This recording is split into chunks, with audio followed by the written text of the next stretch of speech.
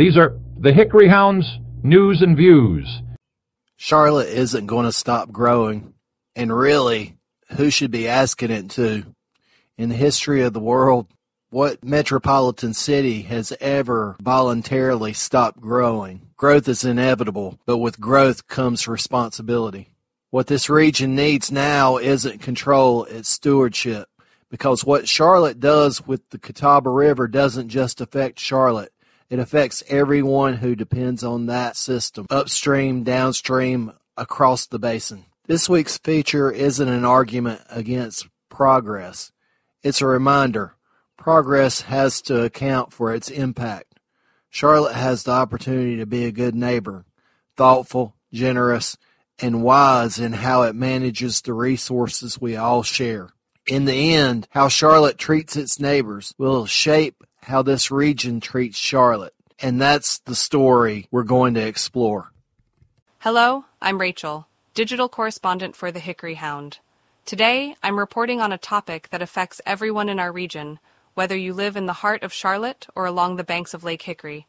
The Catawba River is under pressure from population growth, infrastructure strain, and a lack of cohesive planning between cities that share its flow. In this segment, we'll examine how two communities, Charlotte and Hickory, view the river's challenges very differently, and what that means for the future of water access, equity, and sustainability across the Piedmont. This is Contrasting Currents, Hickory versus Charlotte and the Catawba River. The Catawba River is more than just a waterway. It is the thread that ties together two very different communities, Charlotte and Hickory. As North Carolina's Piedmont region grows, these cities find themselves grappling with shared dependence on the same river, but with contrasting views on how to manage it. Charlotte, a metropolitan giant with over 935,000 residents as of 2025, faces enormous water demand. The city withdraws over 120 million gallons daily from reservoirs fed by the Catawba system to support its homes, hotels, construction sites, and growing economy. Fueled by hospitality and infrastructure expansion, Charlotte's growth mirrors national consumption trends, putting strain on the watershed's future capacity. Meanwhile, Hickory tells a different story. With a more modest population growth rate and a daily water need of around 12 million gallons, the city focuses less on volume and more on sustainability. Planners in Hickory worry that water scarcity could limit future housing and business development. Their concern isn't just about size, it's about whether the river can continue to support everyone as demand climbs.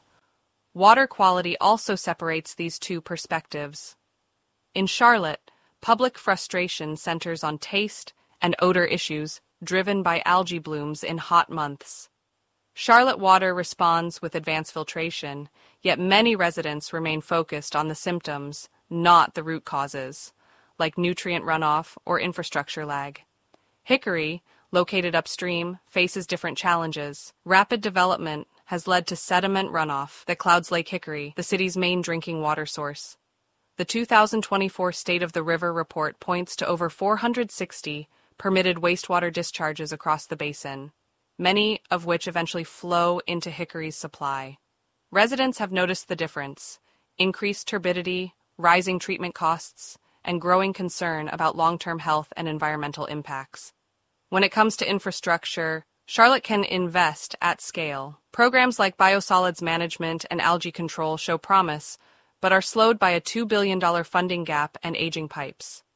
Hickory, with fewer resources, has leaned into collaboration. A recent state grant funded leak detection, and partnerships with Duke Energy and the U.S. Geological Survey have improved stream flow monitoring. The city also activated drought protocols during the 2023 water shortage, reducing use by 10%. The sharpest tension lies in a proposal from Charlotte to transfer 30 million gallons per day to the Yadkin PD Basin, water that originates in the Catawba system. Charlotte says it's essential. Hickory says it's unfair. The potential draw could significantly reduce Lake Hickory's level during drought, disrupting recreation, hydropower, and drinking water access.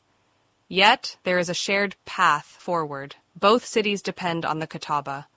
Both face growth, aging infrastructure, and rising costs. Charlotte's innovation can inform Hickory's future. and Hickory's caution may serve as a needed check on overreach.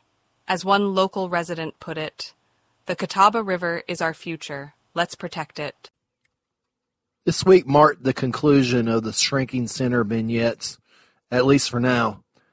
Those characters in that framework aren't going away. They'll be back because the Shrinking Center is more than a series. It's a lens we'll keep using to understand where we've been and where we're heading. Next up, we shift our attention to the communities of the Catawba River. That series begins this week, and it's a critical piece of the conversation around shared resources, regional identity, and economic responsibility. On a personal note, fingers crossed, I'm very close to submitting the manuscript for the Foothills corridor. It's been a long road, but one I believe will resonate far beyond this region.